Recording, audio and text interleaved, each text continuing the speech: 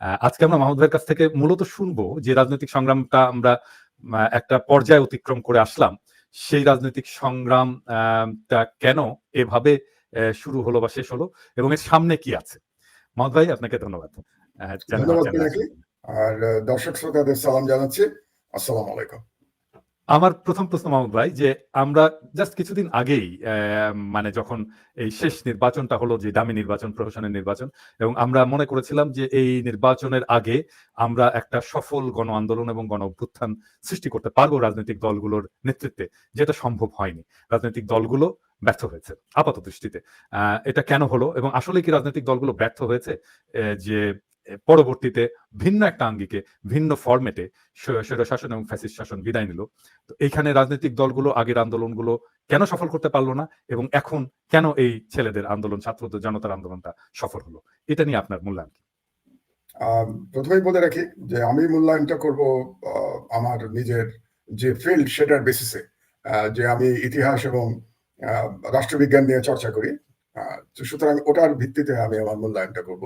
এখন সেই মূল্যায়নের সাথে হয়তো রাজনৈতিক দলগুলো একমত নাও হতে পারে, কারণ তাদের কি স্ট্রেংথ অ্যান্ড উইকনেস ছিল এবং তাদের কি কৌশল ছিল সেটা তাদেরই জানার কথা, আমাদের জানার কোনো সুযোগ নেই।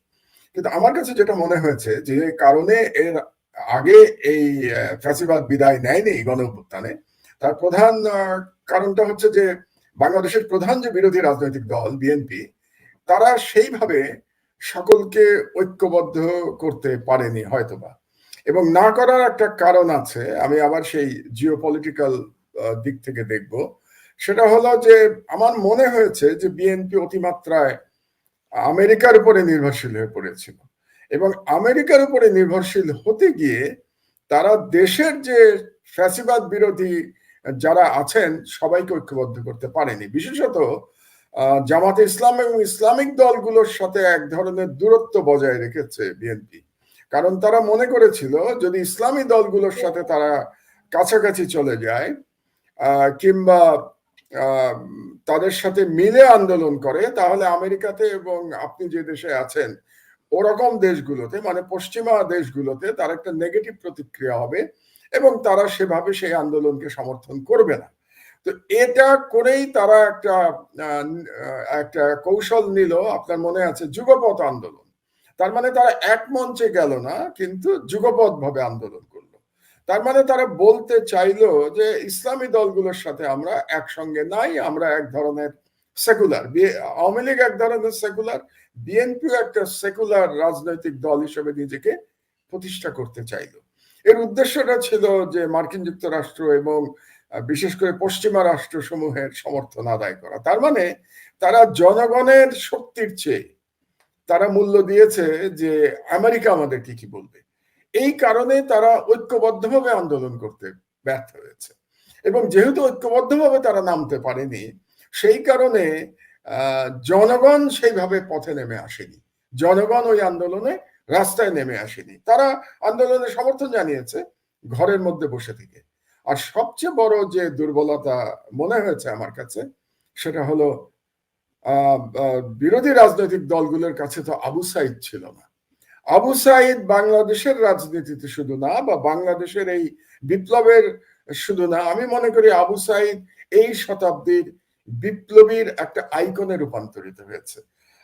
পিনাকি, আপনিও নিশ্চয়ই যখন কম বয়স ছিল তখন চে গুয়েভারার সেই ছবিওয়ালা গেঞ্জি পরতেন। আমি পড়েছি, আমার মনে আছে চে গুয়েভারা আমাদের কাছে একটা আদর্শ বিপ্লবীর চিত্র ছিল। কিন্তু আজকে আমার কাছে যদি আদর্শ বিপ্লবীর চিত্র আপনি বলেন, আমি বলবো যে আবু সাইদ চে গুয়েভারাকে ছাড়িয়ে গেছে।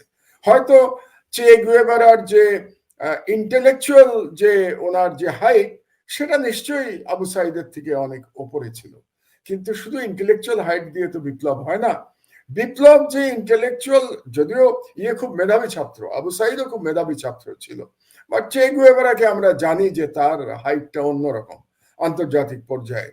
কিন্তু এই শতাব্দীর, একবিংশ শতাব্দীর আপনি বিপ্লবের আইকন যদি বলেন, তাহলে আবু সাইদ। যে আবু সাইদ দুহাত প্রসারিত করে পুলিশের গুলি বুকে নিতে পারে, বুকে নিয়ে পড়ে যে আবার উঠে দাঁড়াতে পারে, মানে এক ধরনের ফ্যাসিবাদকে চ্যালেঞ্জ করতে পারে সকলের চোখের সামনে, এবং সেই চ্যালেঞ্জ করতে করতে শহীদ হয়ে যেতে পারে, এই আইকনের চেয়ে বড় বিপ্লবী আর কি হতে পারে? আপনার সাথে কথা বলতে বলতে আমার গায়ের লোম খাড়া হয়ে যাচ্ছে আবু সাইদের কথা চিন্তা করে। আমার হয়তো গলাও একটু ধরে ধরে আসছে আসছে। হ্যাঁ, এটা ধরে আমি আসছে। টের পাচ্ছি। আমি ইমোশনটাকে মানে এই বয়সে কন্ট্রোল করবার চেষ্টা করছি। তো আবু সাইদ ছিল না বিরোধী দলগুলোর সামনে। আবু সাইদ এই এই আন্দোলনের একটা মানে মোড় ঘুরিয়ে দিয়েছে বলে আমি মনে করি। যেমন আমি আরেকটা উদাহরণ দেই যে 28শে অক্টোবর যে যে মিটিংটা করেছিল বিএনপি, বিশাল মিটিং, কিন্তু এক্সাক্টলি। সেই মিটিং পুলিশ আক্রমণ করবার 5 মিনিটের মধ্যে ফাঁকা হয়ে গেল, লক্ষ লক্ষ হুম, লোক। হুম, হুম, সেদিন কিন্তু একজনও মারা যায় নাই। তার হুম। মানে হলো বিএনপি যেটা মনে করেছিল যে তারা বড় বড় মিটিং করেছে, সভা করেছে, মানুষজনকে মিছিলে নিয়ে এসছে, কিন্তু আন্দোলন করে নাই। আপনি কি বুঝতে পারছেন আমি কি বলতে চাচ্ছি? মিটিং হ্যাঁ, করা মানে এবং আন্দোলন করা কিন্তু দুই জিনিস। লড়াইয়ের যেই জোশ সেটা আমরা 28শে ওটা অক্টোবর দেখাতে দেখেছি। পারেনি। এবং যে যে আমরা এটা কারণে দেখছি। আপনি দেখুন 5 তারিখে যেটা হলো, যেদিন হাসিনার পতন হলো, সেদিন তো শত লোকের উপরে হত্যা করেছে পুলিশ। হুম, বিশেষত ঢাকার চানখারপুল, যেটা হুম, আমাদের ইউনিভার্সিটির খুব কাছে, বুয়েটেরও হুম, কাছে, ঢাকা হুম, ইউনিভার্সিটিরও কাছে। হুম, আপনি জানেন আমি দুটোরই ছাত্র ছিলাম, বুয়েট হুম, এবং ঢাকা হুম, বিশ্ববিদ্যালয়। হুম। বুয়েটে ইঞ্জিনিয়ারিং এবং ঢাকা বিশ্ববিদ্যালয়ে এমবিএ। এমবিএ। তো হুম। দুটোরই কাছে চানখারপুল। সেই চানখারপুলে যেভাবে গুলি ছুড়েছে পুলিশ, দানবের মতো গুলি ছুড়েছে, উল্লাস করেছে। তারপরে যাত্রাবাড়িতে যেভাবে গুলি করে মাদ্রাসার ছেলেদের হত্যা করা হয়েছে, সেখানে মেইনলি কিন্তু যাত্রাবাড়িতে লড়াই করেছে মাদ্রাসার ছেলেরা বেশি, আর চাঙ্গারপুরে লড়াই করেছে ঢাকা ইউনিভার্সিটির ছেলেরা। আপনি দেখুন যে কেমন আন্দোলন হয়ে গেল, যেখানে মাদ্রাসা, সেকুলার এবং ধর্মীয় শিক্ষা সব একাকার হয়ে গেল। এইটাই আমার দ্বিতীয় প্রশ্ন ছিল মাহমুদ ভাই, যে এই রাজনৈতিক ঐক্যটা একটা অসাধারণ রাজনৈতিক ঐক্য কিভাবে তৈরি হলো? কেন তৈরি হলো? আচ্ছা, সেখানেই আমি আপনার প্রথম প্রশ্নের সূত্র ধরে বলবো যে রাজনৈতিক দলগুলোর আন্দোলন ব্যর্থ হয় নাই। ব্যর্থ হয় নাই এই কারণে তারা একটা পরিস্থিতি কিন্তু তৈরি করেছে। এই দীর্ঘ 16 বছর ধরে তারা মার খেয়েছে, তাদের কর্মীরা নিহত হয়েছে, গুম হয়েছে, এক্সট্রা জুডিশিয়াল কিলিং এর শিকার হয়েছে, কিন্তু তারা আন্দোলন চালিয়ে গেছে। বিশেষ করে এইবার যে একতরফা ডামি নির্বাচন যে বয়কট করেছে বিরোধী দল, এটা একটা রাজনৈতিক প্রজ্ঞা এবং সাহসের পরিচয় দিয়েছে তারা। তো কাজেই রাজনৈতিক দলগুলো কিন্তু ক্ষেত্র প্রস্তুত করেছে। এটা যদি আমরা স্বীকার না করি, তাহলে আমরা বোধহয় অবিচার করব তাদের প্রতি। তো সেই ক্ষেত্রের উপর দাঁড়িয়ে কিন্তু এই অভ্যুত্থান বা এই বিপ্লব, আমি অভ্যুত্থান বলি না, এটাকে আমি বিপ্লব বলি। এই বিপ্লব হয়েছে ওই ক্ষেত্রের উপর দাঁড়িয়ে। এবং এই যে ঐক্যটা হয়ে গেল, এই ঐক্যটা হলো কেন?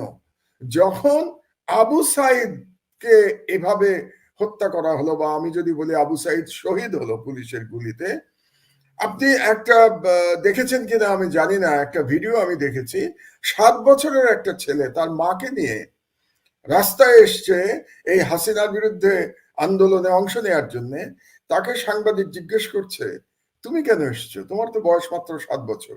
সে জবাব দিচ্ছে, আমার ভাইকে মেরেছে ওরা। তোমার ভাইকে?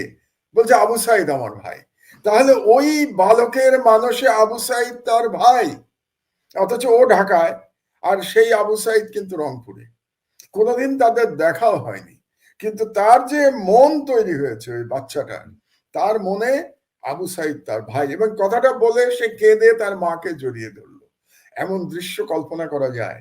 তার মানে যেটা হয়েছে যে পুরো জনগণ আবু সাইদকে তাদের সন্তান, তাদের ভাই হিসেবে গ্রহণ করেছে। পুরো দেশের জনগণ, কিছু সংখ্যক এই পতিত ফ্যাসিস্টদের দানব কিছু সাথী ছাড়া, এই পুলিশ, তারপরে বিভিন্ন প্রতিষ্ঠানে যারা ছিল রাজনীতিবিদ, তারা ছাড়া বাংলাদেশের প্রতিটি মানুষ আবু সাইদকে গ্রহণ করেছে নিজের সন্তান, নিজের ভাই হিসেবে।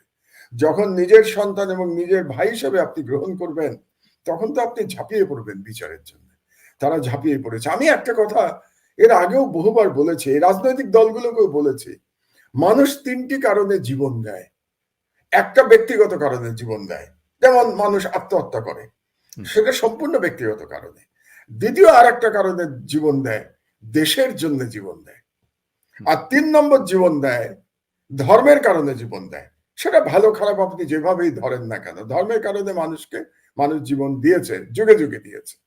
তো বাংলাদেশের ক্ষেত্রে যেটা হয়েছে, দেশের কারণ এবং মানুষের স্বাধীনতা, মানে hmm, freedom of the people and sovereignty of the state, hmm, এটা একাকার হয়ে গেছিল। যখন এই দুটো একাকার হয়ে গেছে, যে আমার চাহিদা হচ্ছে আমার freedom, man is born free, আমি হুম, জন্মেছি স্বাধীনভাবে, সেই বিখ্যাত কথা, ম্যান ইজ বর্ন ফ্রি। তো আমি আমার স্বাধীনতা ফেরত চাই, যেই স্বাধীনতা 16 বছর ফ্যাসিস্ট হাসিনা